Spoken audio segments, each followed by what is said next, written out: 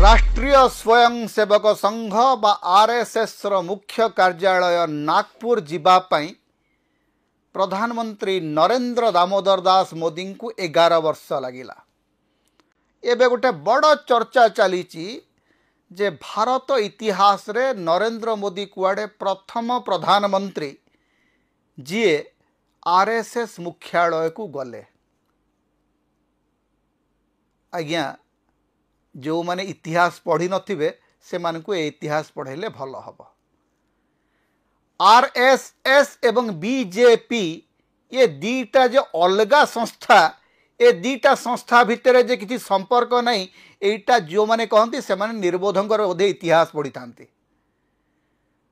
Bharatiya Janata party रो संविधान अति स्पष्ट भाव रे कहूची जे बीजेपी हेउची राष्ट्रीय स्वयंसेवक संघ परिवार रो एक अंश विशेष।